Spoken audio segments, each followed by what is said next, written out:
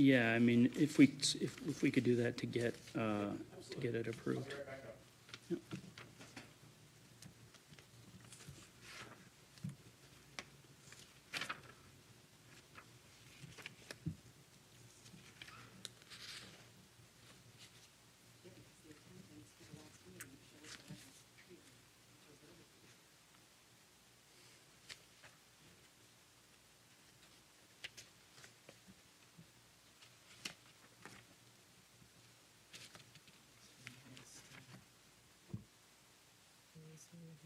Justin, we're okay to start without Mark here, right?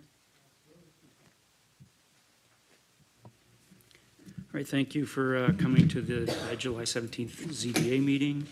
We will now call this meeting to order. First item on the agenda is roll call, please.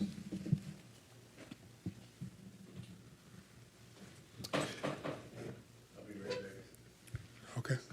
All right. Okay, do we have Ms. Burke here? Yeah. Bavacqua, Mr. Bavacqua? here. Ms. Kirkendall, Kirkendall? Here. Sorry, I can't read the name so far. Ms. Ford? Present. And Ms. May? Present. Thank you very much. all right. Next item on the agenda, official communications. Do we have any? None at this time. All right, thank you. Next item is adoption of minutes. I think we may want to wait a minute on that, or do we have one set of minutes that we need to adopt that's in here? No.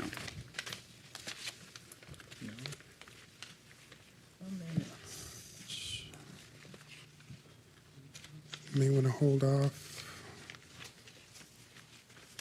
I think we'll wait for Mark to get back, just Yeah, because I don't want to move on to the first item, case without him. I believe June is included as well. Pardon me? June? Oh, it is? Yes. Those minutes should be included. Yes, they are. They're not accurate. They're not? Okay. in here somewhere. Oh, there they are. Okay, sorry. Yeah, you have the third page. Yeah. I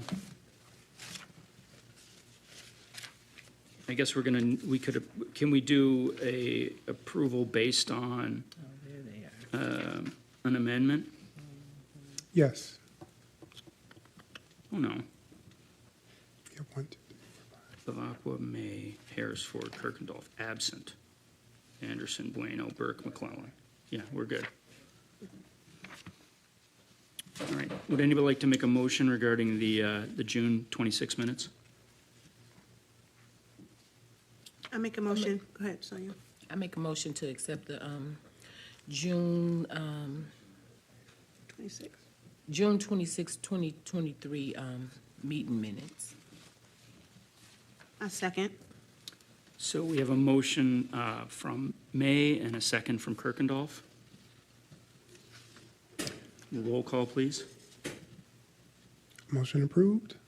Or all those who All approve, those say who approve, say aye. Aye. There we go. Motion passes. Motion passes. Now we're waiting for the May minutes and for Mark to move on to the cases. Correct.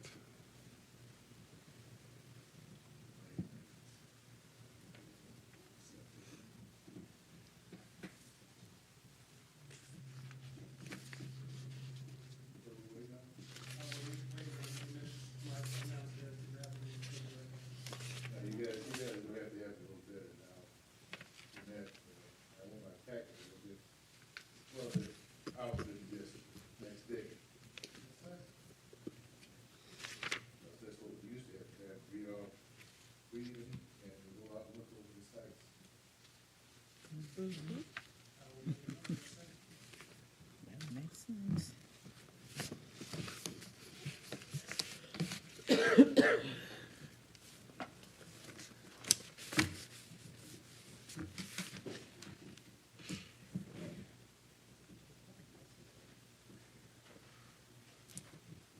Chair, we are ready when you are. Thank you, sir.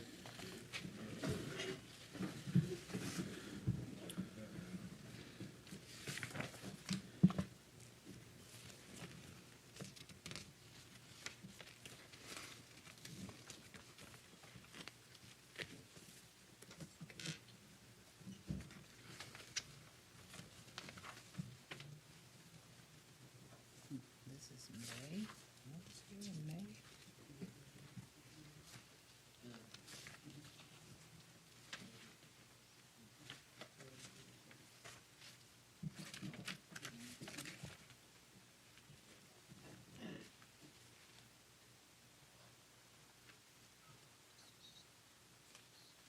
Yes, all points.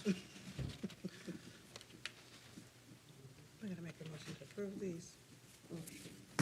Yeah. No, see, that's, we're doing them again because last month, when you abstained from, because you wasn't here, so that's what we You, have to do. you're welcome to do either. Vote for it or abstain.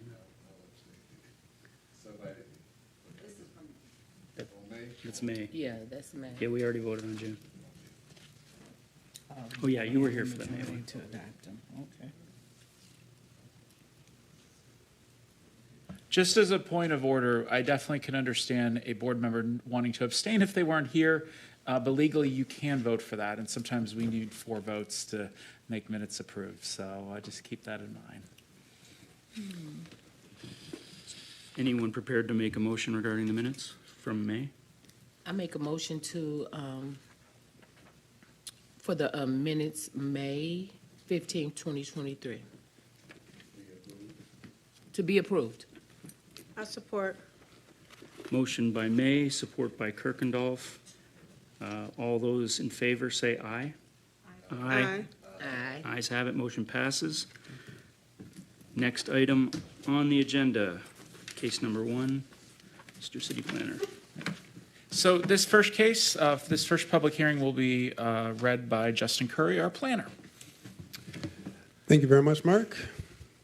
So we are proceeding here with 1173 Cherry Lawn. The applicant today will be Mr. Paul Roberts, variance ZBA 23-012. And Mr. Roberts' request today is building on an existing shed in an R1 zoning district. He is seeking variance for an accessory structure, in this case, a shed greater than 800 square feet within the area. A little bit of background, properties in the R1 zoning district are permitted no more than 2 accessory structures with a combined square footage no greater than 800 square feet. The existing shed appears to be roughly 16 by 12 feet for a total area of 192 square feet. Mr. Roberts has 648 square feet remaining. The site is situated along Cherry Lawn Drive between the intersection of both West Columbia Avenue and West Fairmont Avenue. As we can see here on this slide, the top image represents a street view of the actual address, and the bottom image here shows a sketch plan of that said address. On this slide here, we happen to have the site and zoning district, an aerial view here to the right, and the image here on the left shows the zoning map here in which the specific address here happens to be.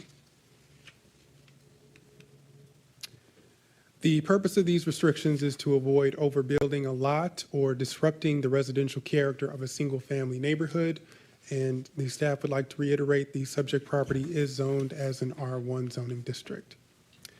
Now, for this slide here, the standards of approval, I'm not going to go through each of the 7 because I have the summary points here highlighting each of those standard points. So I'm going to go over each of these, and the first one here shows the approval of the application will be harmonious with and in accordance with the general principles and objectives of the comprehensive master plan of the city of Pontiac.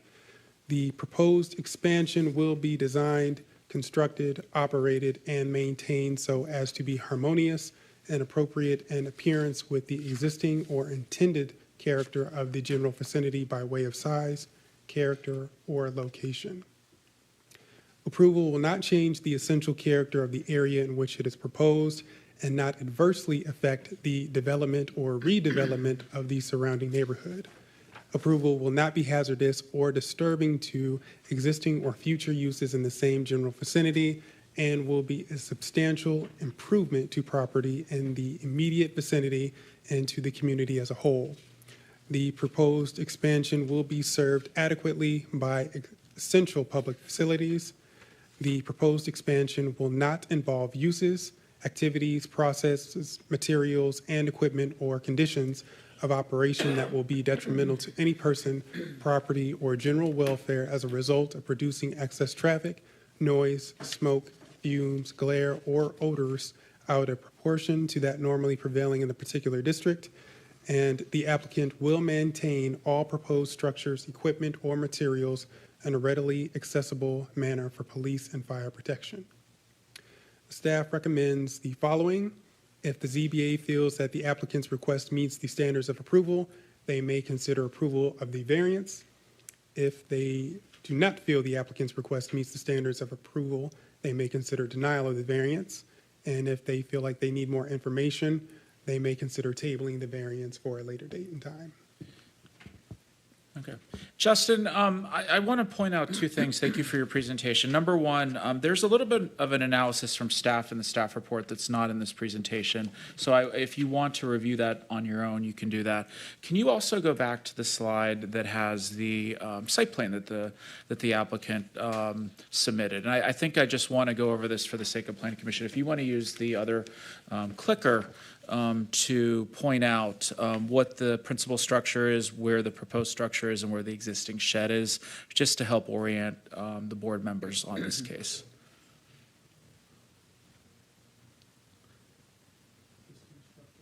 So that's the driveway in the upper left. The main, yeah, that's the existing house. Yep. And then this is the proposed garage in the rear yard. And it's in front of the existing shed that is behind it. And then, so, thank you.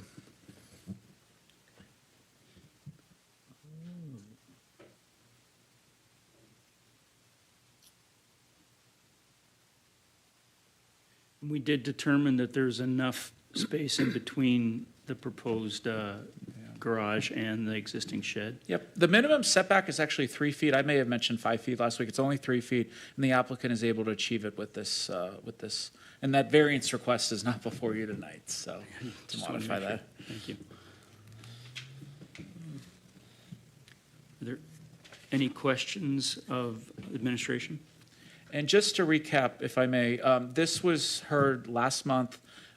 There were 4 members here, and the applicant requested a table just to get more membership. So this is why this case is being reheard. The public hearing was not addressed last month, so is required to be heard tonight. Thank you.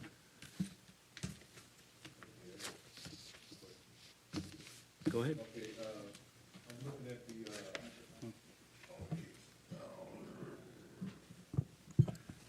Can you hear me now? Okay, that's the driveway. It's going back, and it's going to be the shed. Is the shed going to be there? Yes, the shed will be behind the garage. The shed will be behind the garage.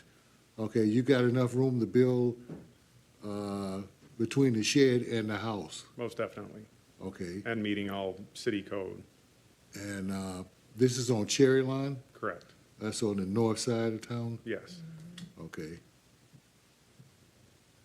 Can you state your name and address for the record? My name is Paul Roberts. I live at 1173 Cherry Lawn Drive.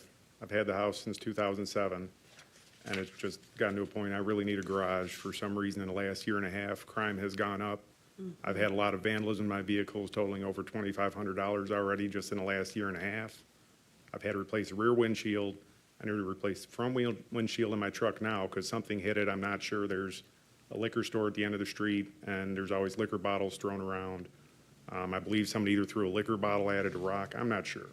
It's just gotten to a point with the damage and things pretty much just disappearing. I'd like to be able to put all my vehicles inside a structure for my own security so that way I've got a little peace of mind and can sleep a little better at night without constantly worrying and wondering what's going on.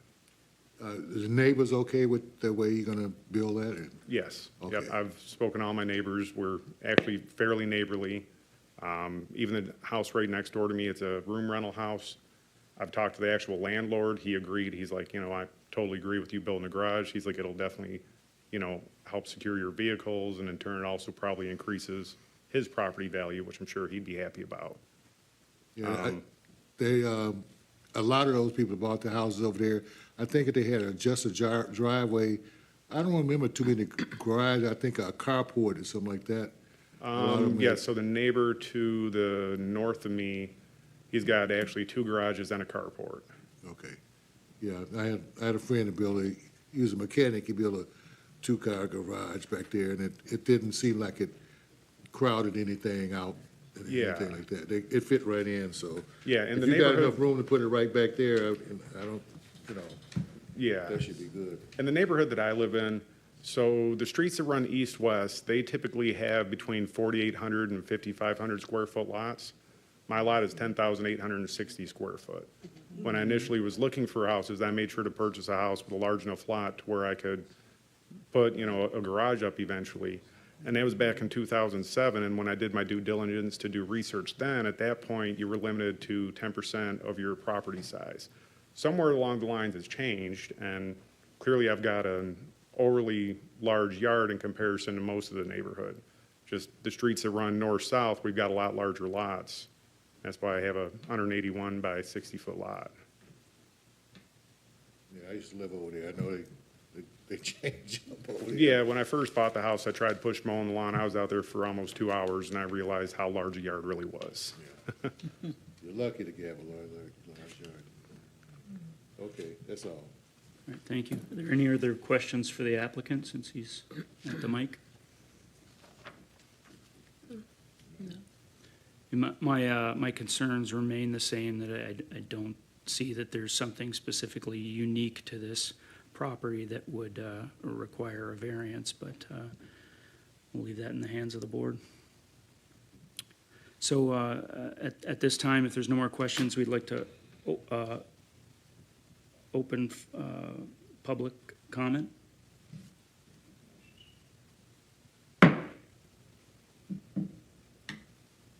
Is there any public comment to be made? Seeing none, we'll close public comment.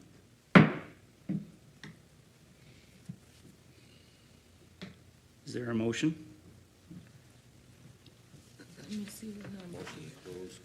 Close, public comment? No, motion on this item. Oh, where's that reading that we have? I'll make the motion. Oh, Burke, you have a And- motion? Is it all the way to the back? It's in the staff report, and it's also up on the screen right now, so, Okay, it's up on the screen. yep. It's on the screen. Yeah, Let's okay. make a motion. It's on page to 6 of the approve. staff report for this case as well. Yeah, I'm ready for it. So I move that the applicant's request meets the standard of approval and that we vote to approve this variance. Second. We have a motion by Burke and a second by, was that May? Ford. Okay, by Ford. Roll call, please. Anderson, Yes. Burke, Yes. Bavacqua, No. Kirkendall, Yes. Ford, Yes. May. Yes. Okay. The motion passes 5-1. It is approved. So I would recommend reaching out to staff tomorrow, and we will discuss the next steps, okay? Thank you. Thank you, sir. Thank you. Thank you.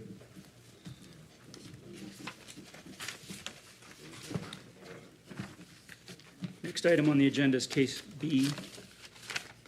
Is Justin going to present it? You just don't have a clicker?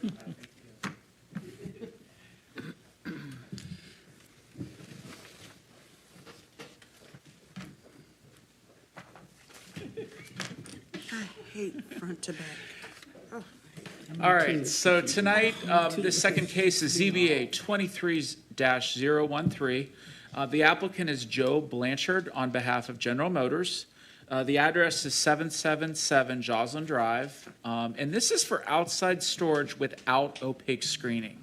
The applicant is seeking a variance to store vehicles on the southern parking lot of the property for a temporary but unknown period of time. So GM used this site for outside storage of vehicles during the pandemic, and the city allowed it at a staff level due to the state of emergency. They have a new request to store vehicles for a temporary but unknown period of time. The current site has a 6-foot aluminum fence, but the code requires an opaque wall that someone at a pedestrian level could not see through. So just to orient where this is located, this is the GM, just a second here.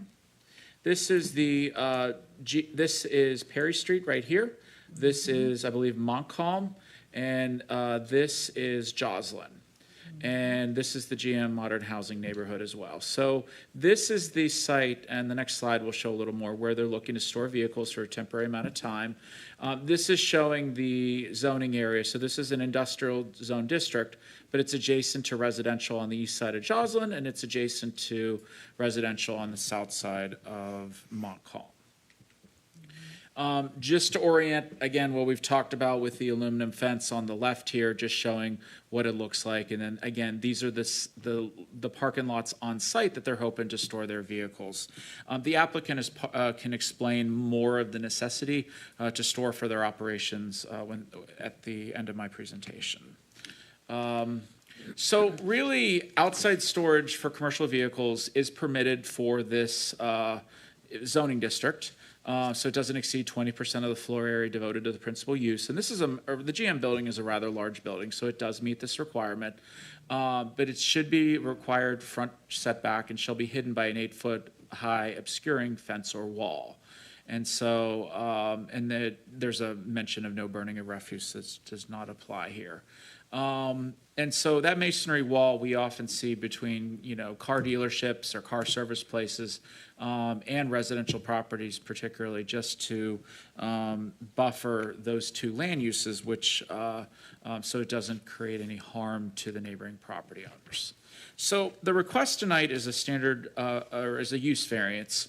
I'm just going to highlight some of the standards, but it's really compliance with the strict letter of restrictions governing area, setback, frontage, height, bulk, lot coverage, density, or other dimensional or constructional standards, and it will unreasonably prevent the owner from using the property. 2, grant the variance will do substantial justice to the applicant as well as to property owners in the district. 3, the plight of the applicant is due to unique circumstances of the property. 4, the problem is not self-centered or self-created. 5, the spirit of the ordinance will be observed, public safety and welfare secured, and substantial justice done. 6, compliance with the standards set forth in 6.041 regarding variances. And then 7, there's compliance with standards of discretionary decisions as contained in 6.303, which is special exceptions. There's a little bit more detail of this analysis within the staff report. I would advise taking a look at that. Let me know if you have any questions. Here are some of the summary points. The city requires screening for outside storage for aesthetic purposes. The subject request has been operating as a parking lot for decades, which does not require opaque screening, and I wanted to differentiate that. Permanent vehicle storage is much different than a typical parking lot, which only may be parked 8 to 10 hours a day. So there's a little bit of a visual difference.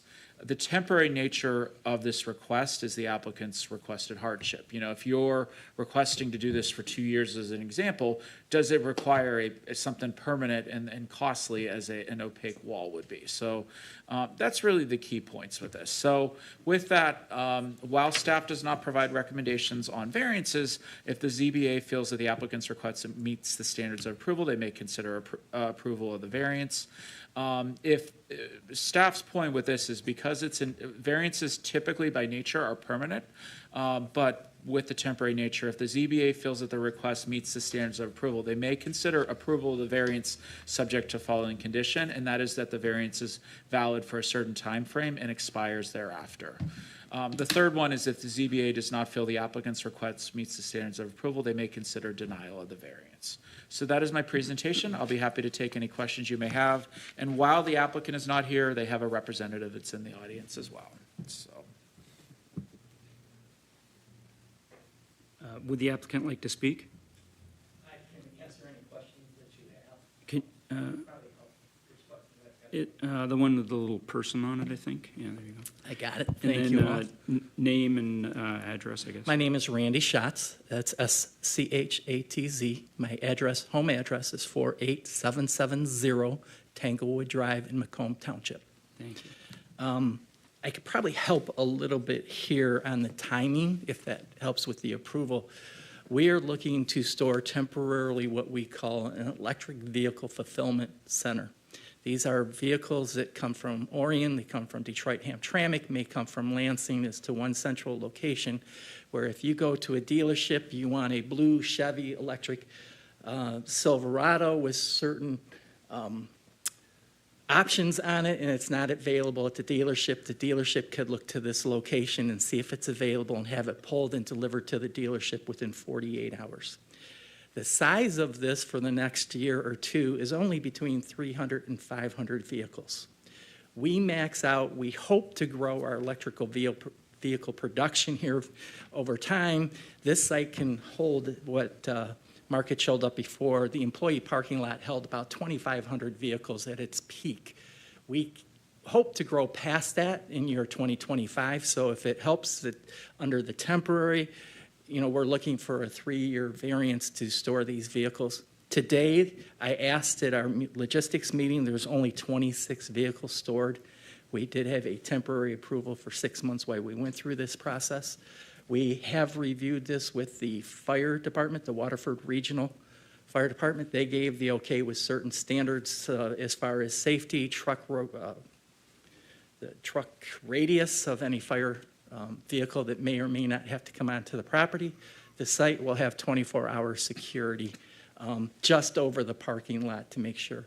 We want the vehicles, and we're starting with the vehicles, all parked. I guess in this case, that would be the north up toward the building, so they're the farthest away from the setback or from the fence line that is to the south to the east. And you can see there is a good deal of green space between Mount Calm, Joslyn, and before you get to the fence, there are pine trees that are scattered throughout and around the area. So hopefully, if you have any additional questions, I'd be more than glad to answer, and thank you for your time tonight. Chair, if I may ask a question of the applicant, can you clarify where on the northern end of the property, with 300 to 500, you may be storing those vehicles? Can I walk over there? Would that make it easier? Let's do the laser pointer, just so we can keep you by the mic, or... It's going to start out on the north half because there are electric vehicle charging stations that are already in place that can be used to charge these vehicles up if they drop below a certain threshold of power.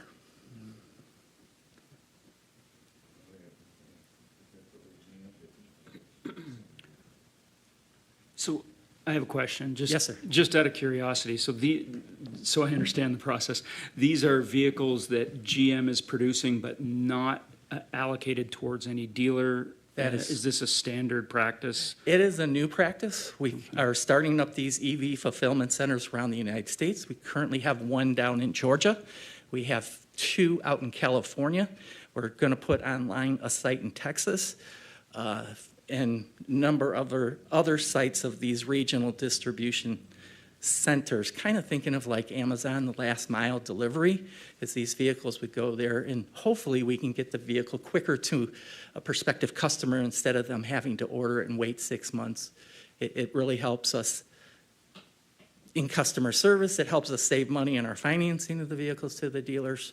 So we're just trying to do the best that we can. Obviously, this is a GM-owned site, owned property, and we're trying to make the best use that we can on a temporary basis of utilizing this as this short-term distribution site. So, just another quick question. So are you doing this with combustion vehicles as well, or is this No, just? this is only supposed to be for electric vehicles. I'm not going to tell you there might be an ICE vehicle that slips in.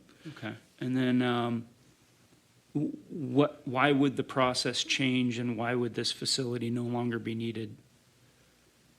Why would this 3 years from now change is that we hope to have a bigger stockpile of vehicles. We're slowly ramping up our EV production. Right now you have Factory Zero going online. It's been a process to get it right. You have Lake Orion, which is going through $1 billion transformation, so it can produce Chevy or trucks.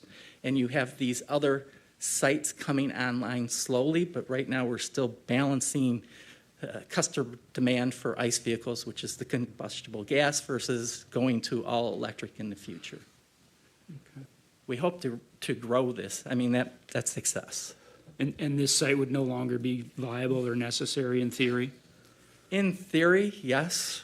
I mean, the parking that's left from these two lots are employee parking off of Joslyn, just to the north of this in the horseshoe parking area, and then farther up toward the racing at the other end of the site. So I really can't expand any further parking on this site.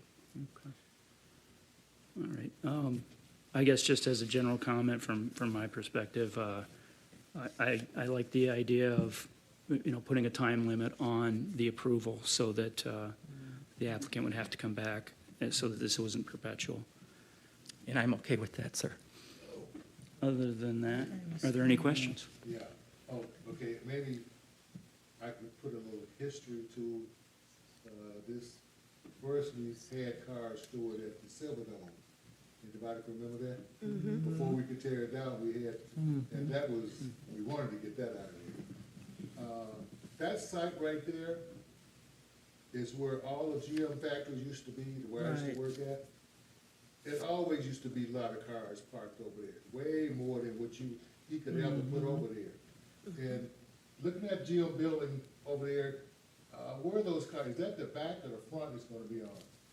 It's in front of what we call Building A, the old Pontiac headquarters The old building. Pontiac Motors headquarters? Yes, so they'll be in front of that, Okay. which is, if you come up Mount Calm, it goes to the north. So they'll be up in front of that building. That's where it'll start.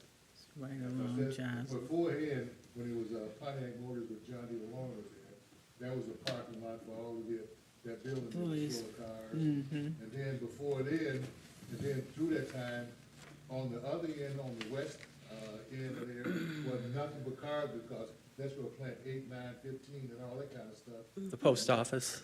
And that was a parking lot for all the stuff. So that's always been a parking lot for cars and stuff.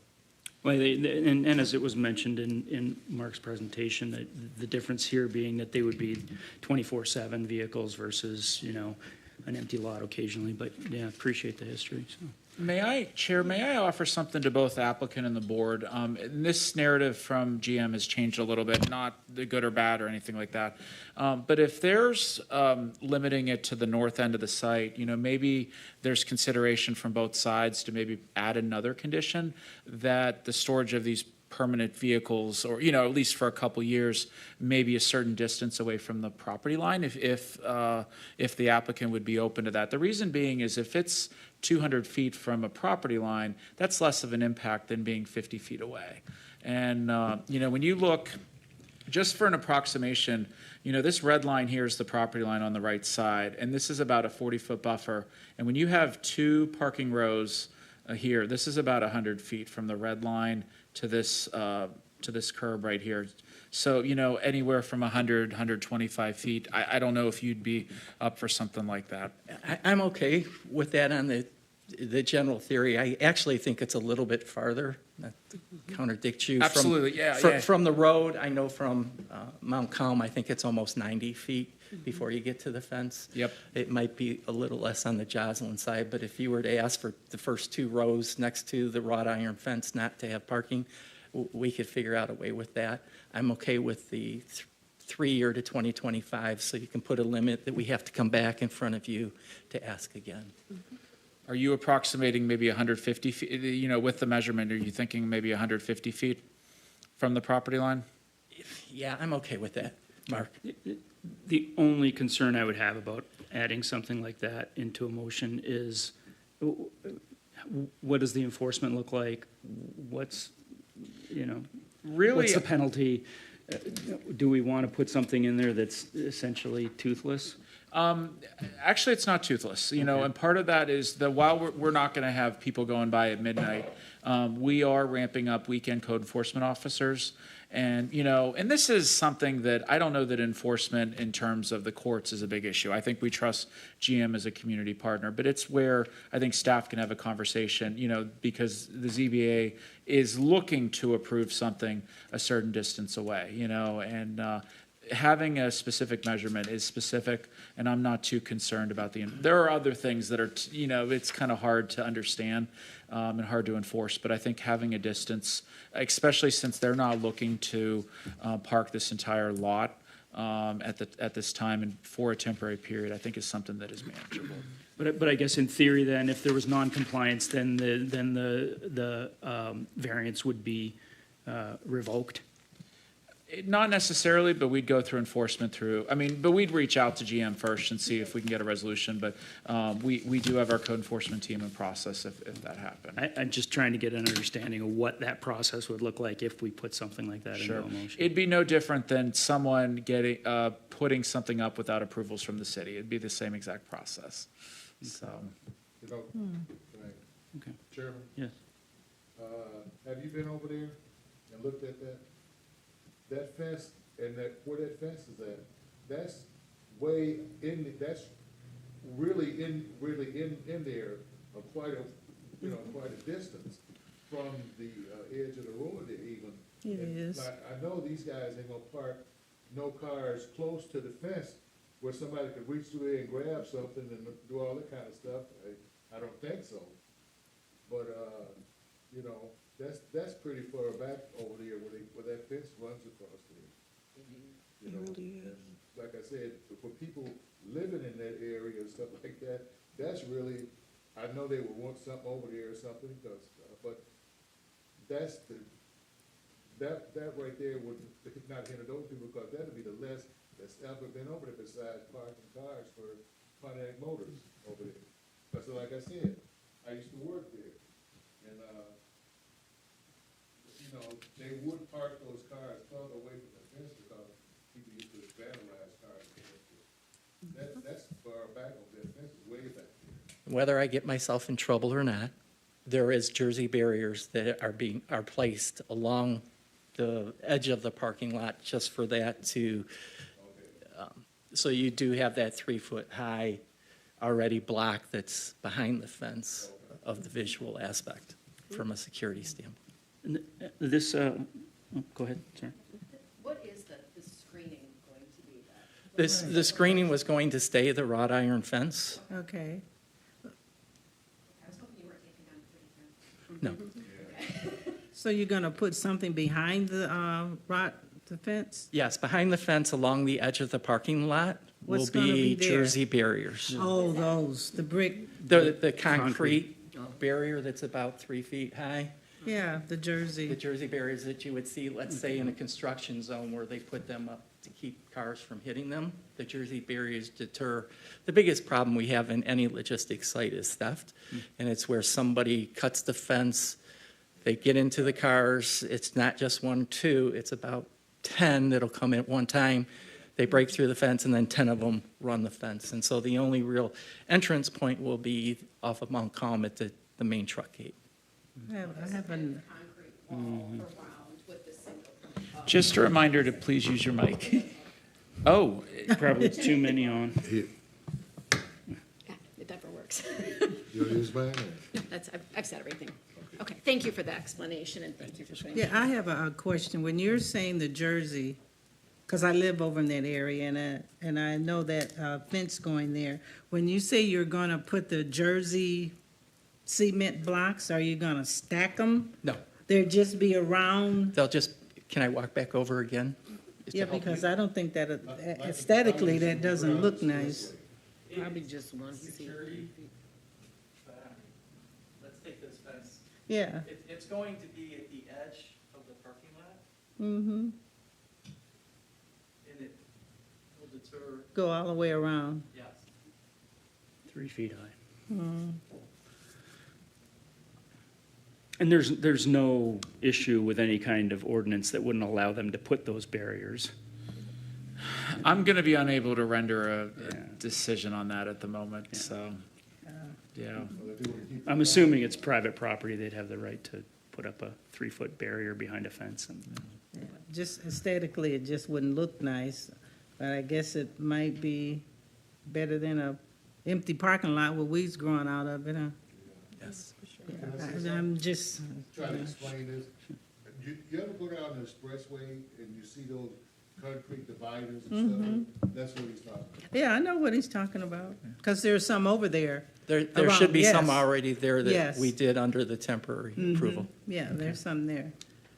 We don't wanna be like Macomb County, excuse the chair, Macomb County where these guys are coming in, ripping out cars, and driving over there, and stealing and driving through neighborhoods and all that kind of stuff, so. All right, I'd like to open up public comment. Is there, seeing no public comment, I'll close public comment. Is there a motion? How do you say, you see, which one is it? I'll make the motion. Okay. It's I Burke. can't even see it with them. Yeah. So I move that the applicant's request meets the standards of approval. They may consider approval of the variance with the following conditions, and that was the 3-year? three-year time frame. So would that be, Mark, 3 years? So, Yep, 3 years from today. so, okay, 3 years from today, so through 2026, so. Support. So the motion was made by Burke and supported by Kirkendall, I think. Yes. And is there any questions or comments on the motion? Seeing none, roll call, please. Kirkendall, Yes. Burke, Yes. Anderson, Yes. May, Yes. Ford, Yes. Bavacqua. Yes. The motion passes 6-0. And likewise, please contact us tomorrow or this week, and we can explain the next steps to get the approvals needed, so. Perfect. Thank you. Thank you for trying to help keep costs lower, too, by not having dealers having to store all these vehicles. Yeah. And have all of the EV stations that they would need as well. All right, next item is case C, and who's going to be presenting that? That would be Justin. All right.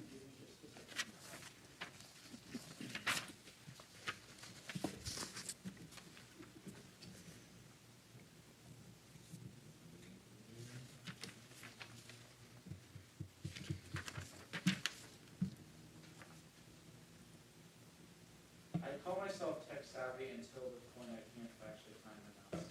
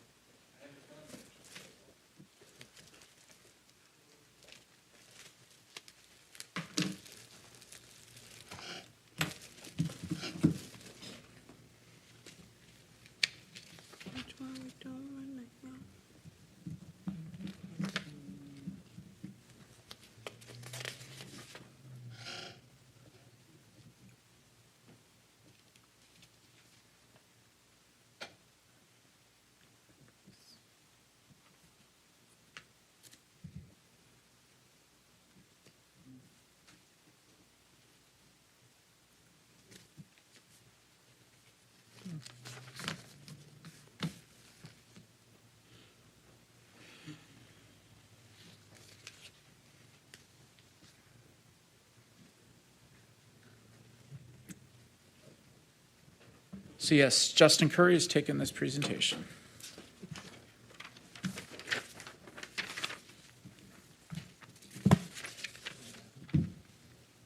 Mark? All right, last but not least, variance ZBA 23-014, Mr. Kenneth D. Self. address 43 West Princeton Avenue. And the request for Mr. Self today is an expansion for an 18 by 18 foot accessory structure. The applicant is seeking a variance for an accessory structure, in this case, a garage expansion that is, again, 18 by 18 square feet. The city has been regularly approached with requests for garages in excess of 800 square feet.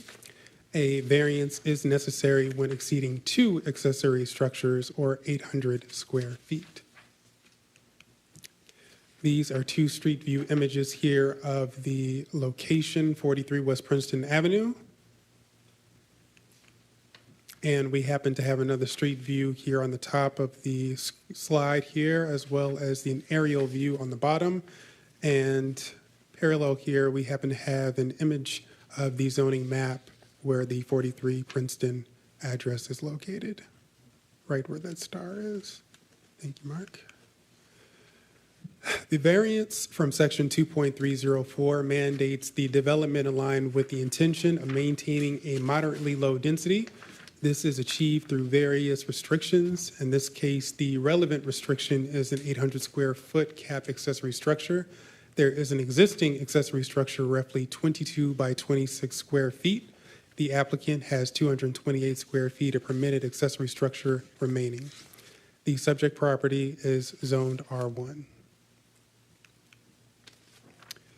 Now, for the standards of approval, this is a dimensional variance.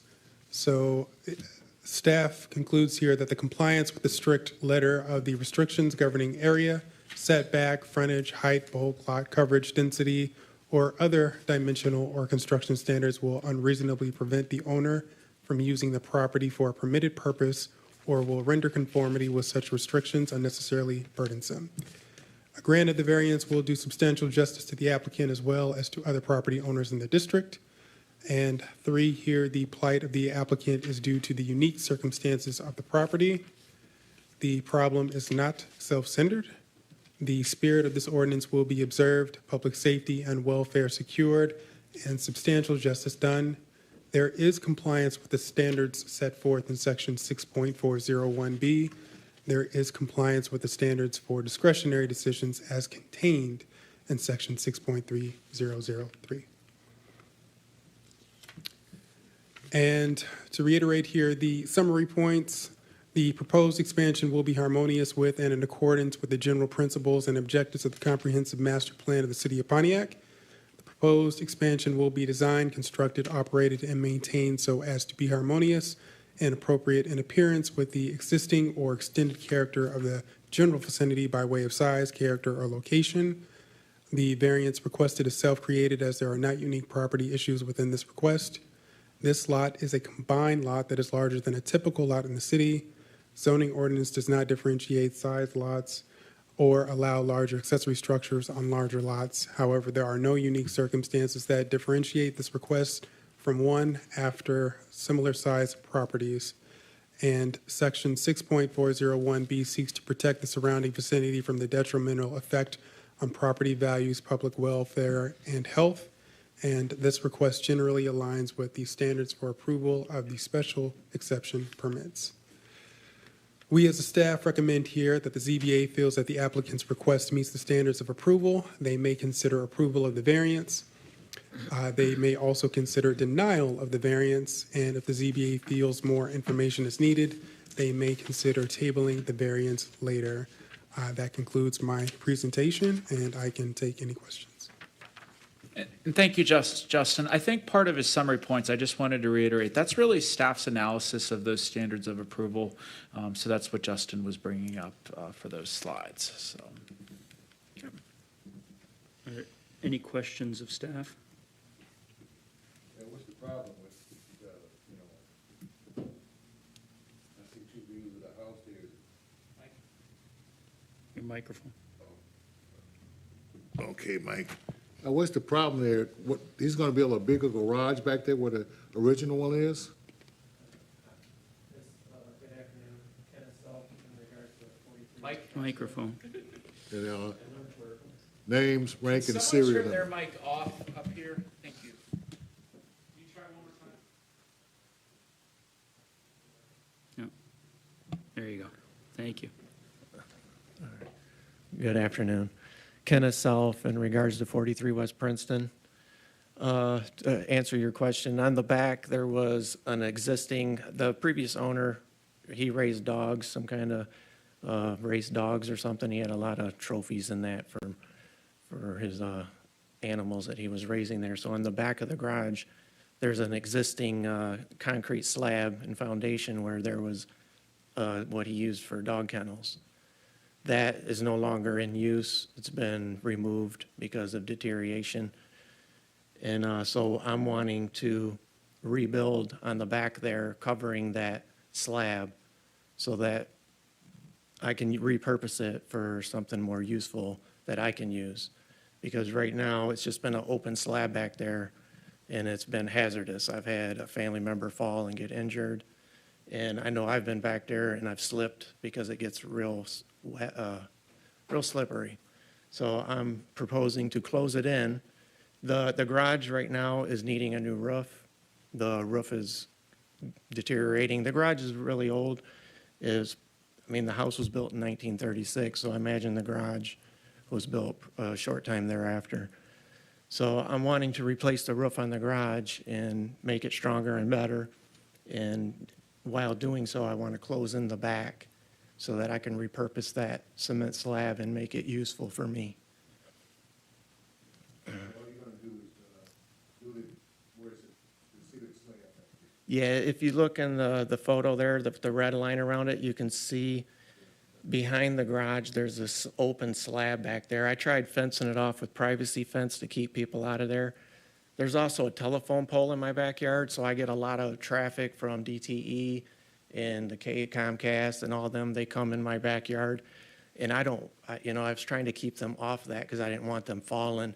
They'd be putting ladders, and they were using that to put ladders on and stuff, so I'd prefer them. I leave my yard open so that they can access that telephone pole. There's a whole side lot, because it's a double lot property. So I allow them to come back there and service that pole and do whatever they got to do. And I try not to obstruct them, but I just didn't want them on that cement slab getting hurt or anything like that. So that's why I'm proposing to close it in. It'll make it useful for me. I have a riding tractor in that, and it would make my life so much easier if I was able to just pull my riding tractor out of there and mow the grass. And it would be useful to me. It wouldn't be open. And I could keep stuff like my dinette stuff in that. I could keep it in there. That way the animals and the weather ain't just ruining my things that I have out in the yard. Just make sure you get it all the best. Yeah, for sure.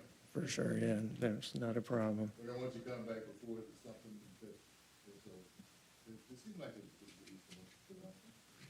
I thought it was gonna be a whole another big garage area. No. No, it's an existing garage.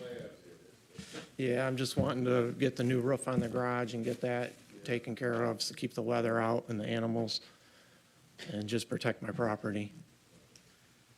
Are there any other questions of staff or the applicant?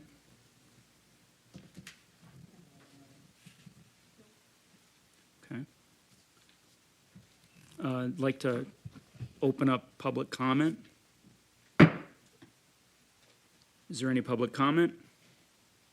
Seeing none, we'll close public comment.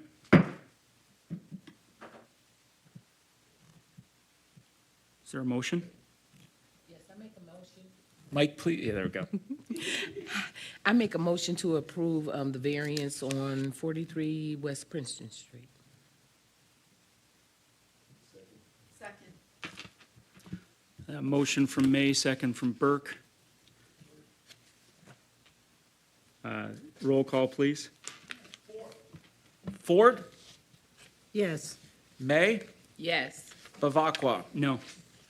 Anderson. Burke, Yes. Kirkendall. Yes. Okay. The motion passes 5-1. Thank you so much, appreciate Thank you. it. Okay. Next item on the agenda is case D. Is that what I think it is? I don't even want to look at it. But that is what it is. Well, if I may take the floor, Chair. Yeah, Do just to recap, there was a variance for a fence on a residential property without a principal structure. So, in part of the public hearing we had in May, there was obviously a property line dispute between the neighbors. So ZBA, in its correct fact-finding motion, tabled it to let the property owners resolve it. So as a board, you guys tabled it to the July meeting. That's why it's on tonight's agenda. I can share with you over the last 2 weeks, I've heard from both parties in writing, and nothing has been resolved, and there's still some issues. So in talking with the city's legal team, this is a private property matter. It is not for the city or the ZBA to make a decision and to determine who's right or who's wrong with the property line issue. That needs to be resolved first. And what makes it a little pressing is, yes, this is a built structure because it was built without a permit. So for this, we have given the applicant 90 days to resolve the property issue. Now, a survey was created, but it didn't, there were some questions about the survey, so really there's 90 days to settle the property line dispute. If this comes back, it can come back to the board and you guys can make a decision related to the original variance request. But after 90 days, if it is not resolved, then we would move on to ticketing. So what the request is tonight is, since it's tabled, can you take it off the table and then just make a motion to table it indefinitely? So when you table something indefinitely, if it never comes back, it never comes back. But what it does is it doesn't, require it to come on a future agenda unless it's absolutely necessary. So. You got that in writing where I can make that motion? Well, the first one is just to remove make a it motion to from- take the item off the table. I make a motion to remove this item from the table regarding, is that VBA 23-011? Yep. Motion from Ford, second by Anderson. Do You we need can a do roll it all. call? No. All those who say aye? Okay. And then a motion to table this indefinitely. I also make the motion to table this item indefinitely. I second. Okay. We'll give it to Anderson. It's close. Oh, you have to give it to the ladies though. She already has two. Okay, Just spread it around. yeah, okay, all right. All right, so we got a motion from Ford, second from Anderson. Yep. All those who agree, say aye. Aye. Ayes have it, motion passes. Okay. Oh, in a little bit. All right, next item on the agenda is new business. Is there any new business? For once, we do not have new business this evening. Yay. All right, and now open up general public comment. Seeing none, we'll close public comment. And next item is miscellaneous. Does If anybody you- have miscellaneous? If any board members have miscellaneous questions or items, you can bring it up now. I have a question for you. I know the board is. Can you talk into the mic? Okay, thanks. I know the board is curious, I know I am. You mean to tell me after all this time, the church and this lady, they haven't settled on anything over there? They have not. Well, I don't see how it can come back for us where we sell it because, if one gets it, the other one gonna be pissed off and vice versa. And also, if, like I said, in the Old West, the thing to settle a dispute for land and property was a fence, and I know this said there's no defenses on, has no structure, but yes, it does in a way because the person that's got the structure is the one that's bringing the complaint. So I'd rather for they just put this off indefinitely. If they can't make an amends, it's no need of bringing it before us. Yeah. That's So the let way me- I see it. Luckily, you guys have made a motion to take it off indefinitely. What I would share from you, from the city's perspective, is if you are constructing a fence and you're getting a permit for it, it has to be on your property. Our code is very specific about that.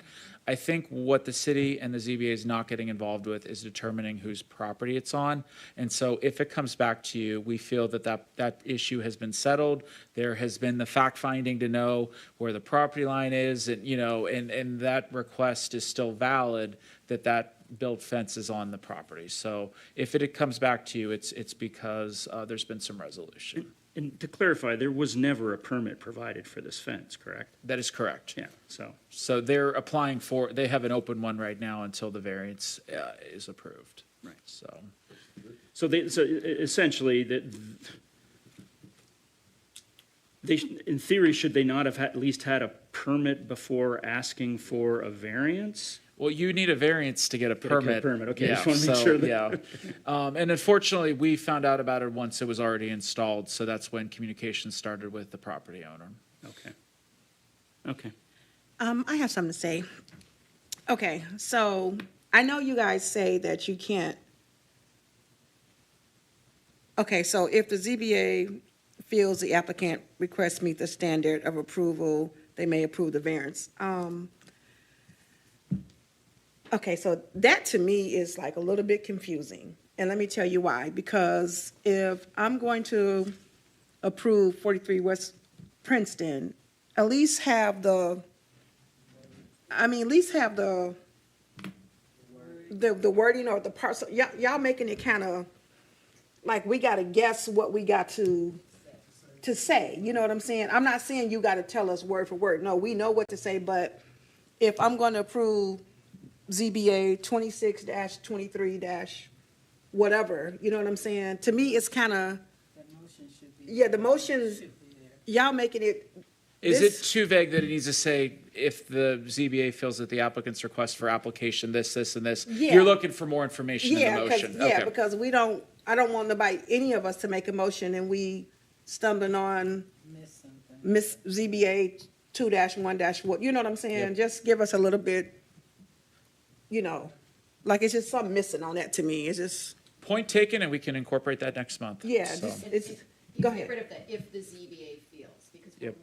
somebody is making the motion. Right. So Okay.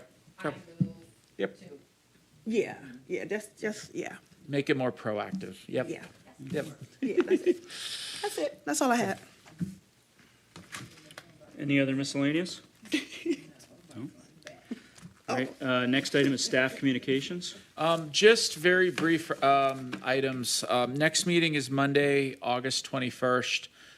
The deadline is coming up. It has not happened yet. There might be one or two items, but we will confirm with you in about a week and a half to 2 weeks either way. So there is that.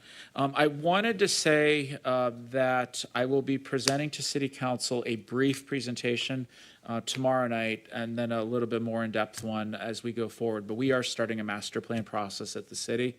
At this time, no comprehensive zoning changes are being made, but I just wanted to share that that process is upcoming, and I'm going to be keeping particularly Planning Commission and the ZBA abreast as to what this process is, what the opportunities are there. But I will be starting with City Council, and I will be providing updates to this board as the months go on. So, and I'm very excited. While there's not one city council meeting that someone's not bringing up the master plan. Like, you know, there's definitely excitement. And what was done in 2014, I think is going to be much different than what is now, because the 2014 post-emergency management, it was all about parks, you know, and open space. And there was very little, there was some stuff to planning and economic development, but like, I'm excited that we have some strategies we're formulating. We have some partners we're formulating with, and we will go out for an RFQ process to get the best contract and bid. But I just wanted to share that we'll keep you guys apprised as that goes through. Are you going on, do you know when you're going to go on tomorrow? Because, I do. I mean, are you going on early? I mean, because you want some support. It's you know. anticipated in the first half hour. So if Okay, you look cool. at the agenda that was posted, it's actually a discussion item, and the council has to amend the agenda, but I think it's going to morph into a presentation at the beginning of the meeting. Okay. So, if you're watching at home, so. No, I like to be in person. Oh, awesome. Great. All right, and that's it for staff communications? That is it this evening. All right, thank you. Anyone like to make a motion to adjourn? I make a motion to adjourn. I second that. All right, those who approve, say aye, aye. Aye. Okay, one more thing down there, and I don't know if you noticed, the guy that bought the wife,